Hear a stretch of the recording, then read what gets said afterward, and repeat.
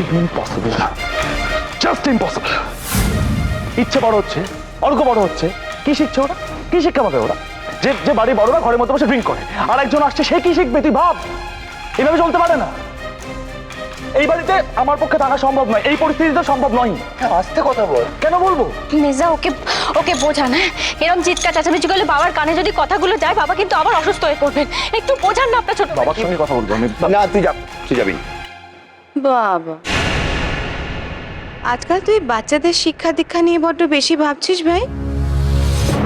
না, কদিন আগে তোর বউ যে ঘটনাটা এ বাড়িতে ঘটালো, তাতে কি এবারে বাচ্চারা খুব ভালো শিক্ষা পেল?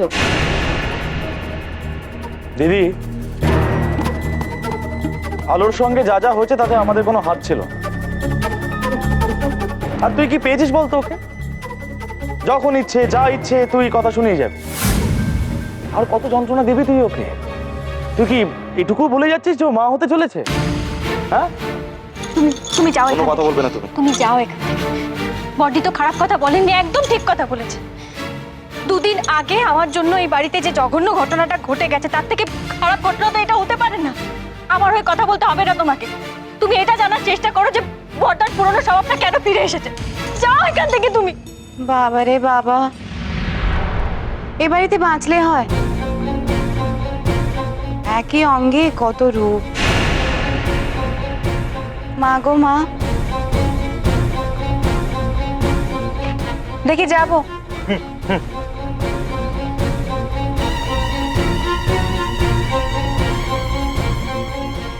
কি ভাবো তুমি নিজেকে? আলো, বাড়ির সবার সামনে আমাকে অপমান করলে। তোমার উপর কথা বলার রাইট আছে আমার, আলো, অধিকার আছে।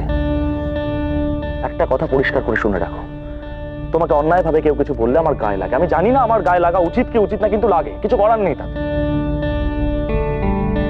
আলো, সারা পৃথিবীর সঙ্গে তোমার জন্য লড়লাম আমি, আর তুমি তুমি আমাকে সবার সামনে অপমান করছো। অসাধারণ। মেজদা, না কিছু না, আমার ভালো লাগছে না শরীরটা।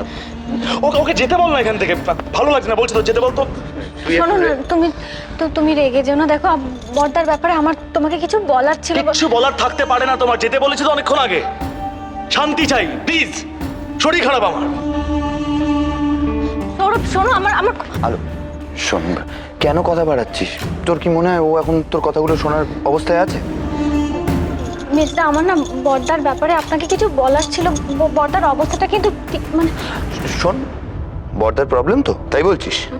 ও তো আমাদের জানায়নি, তার মানে এটা ওর নিজস্ব প্রবলেম। এটা নিয়ে ঝগড়া করে কি লাভ?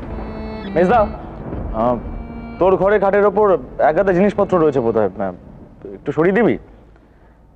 শরীরটা ভালো লাগছে না, তাড়াতাড়ি আয়। হ্যাঁ, চল চল ঘরে চল। দেখিস যেন অন্য কেউ ঘরে না ঢোকে। হ্যাঁ ঠিক আছে, কেউ ঢুকবে না, তুই চল।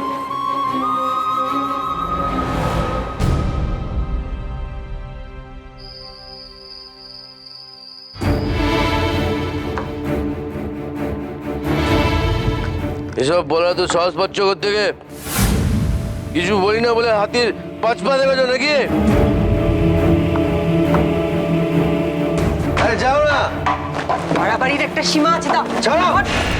তোমার যেটা বলেছি সেটা করো, যাও যাও, বড় যাও।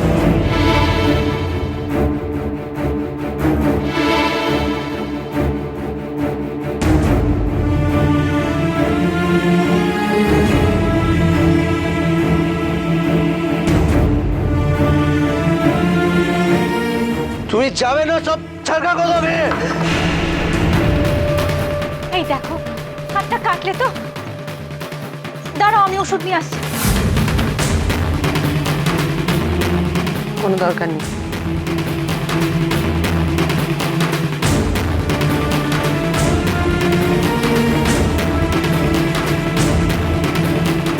দেখো দিদিভাই, বড়দা হয়তো অন্য কোনো চিন্তায় আছে, তাই তোমার সঙ্গে ওভাবে কথাগুলো।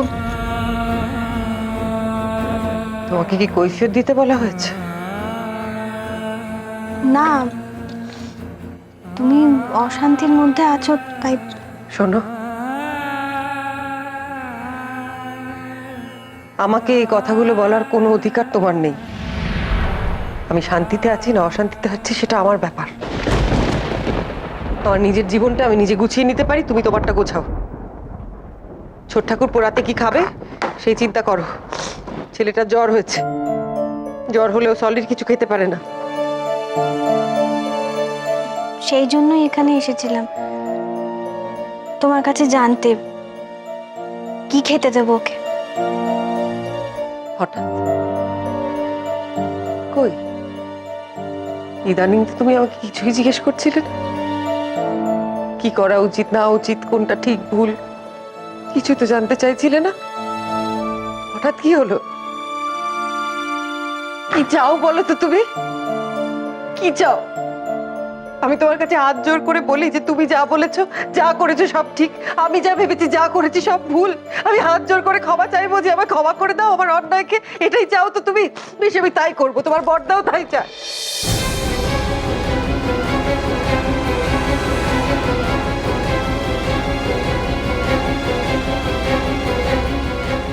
ছোট ঠাকুরপোর জন্য কিছু বানাতে হলে এখানে রান্নাঘরে সে বানিয়ে নিও। বাড়ি শুদ্ধ লোককে রাগ দেখিয়ে আর স্টোর রুমে বসে রাখতে হবে না। সরো দেখি।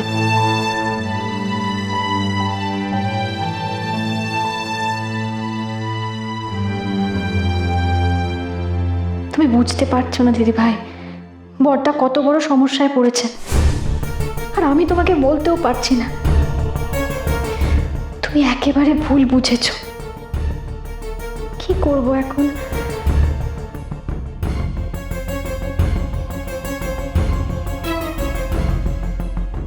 বড়টাকে টেনে বের করতেই হবে বিপদের হাত থেকে।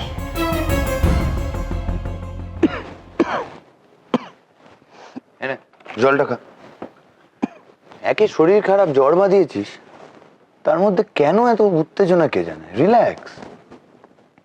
দরজাটা বন্ধ কর না, আর দেখিস যেন কেউ।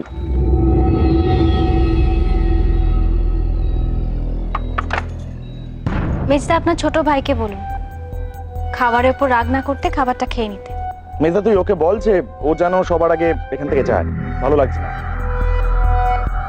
খাবারটা তুমি খেয়ে নাও, সবাই তো তাড়িয়ে দিচ্ছে, তুমিই বা কেন বাদ যাবে? না না, এরপরেও তুই বলবি আমি কেন উত্তেজিত হচ্ছি। বাড়ি সবার সামনে আমাকে অপমান করবে, আবার এখানে এসে আমাকে এই সমস্ত কথাগুলো শোনাবে। আমি তো পাঞ্চিং ব্যাগ, যত গ্রিভান্স, যত রাগ, যত ক্ষোভ আমার উপর এসে উগড়ে দেওয়া যায়, আমি কিচ্ছু বলবো না। তুই ওকে যেতে বল, আমার আমার শরীর ভালো নেই, ভালো লাগছে না, কথা বাড়াতে চাই না, যেতে বল। মেজদা আপনার ছোট ভাইকে জিজ্ঞেস করুন তো কেন ও বুঝতে চাইছে না যে কি কারণে এই কথাগুলো আমি দিদি ভাইকে বললাম, সবার সামনে এই কথাগুলো বললাম ওর জন্য।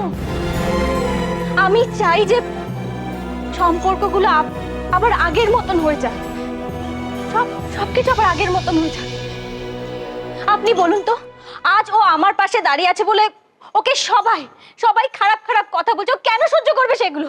কি দোষ করেছে ও? আলো আলো শোন, আমি ওর সাথে কথা বলছি, ওর মাথাটা একটু ঠান্ডা হোক, এখন তুই যা।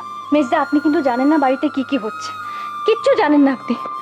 আরে বর্দার একটা বিশাল। মেজদাকে স্পষ্ট করে বলে দে যে বর্দার সমস্যা নিয়ে ও যেন মাথা না ঘামায়,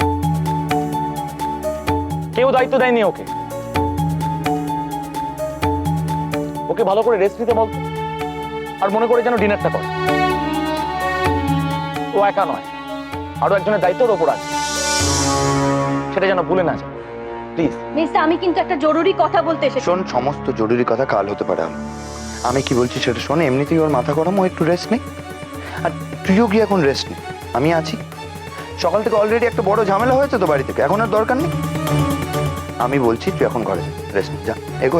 মেজদা আমি সামলে নেবো, তুই যা, আবার পরে কথা হবে। আজকে এখানে থাকুক, সকালবেলা আবার তোর কাছে ছুটে যা। গুড গার্ল, চল। কিন্তু কোনো কিন্তু নয়, আমি ওকে ঠিক খাইয়ে দেবো, যত্ন করে খাইয়ে দেবো, ঠিক আছে? তুই যা, নিজের রেস্ট নে, ঠিক আছে? সকালে পাঠিয়ে দেবো।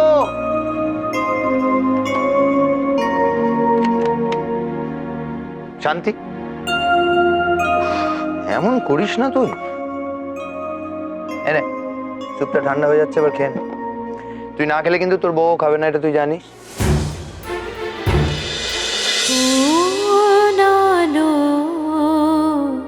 লাগলো চোখে।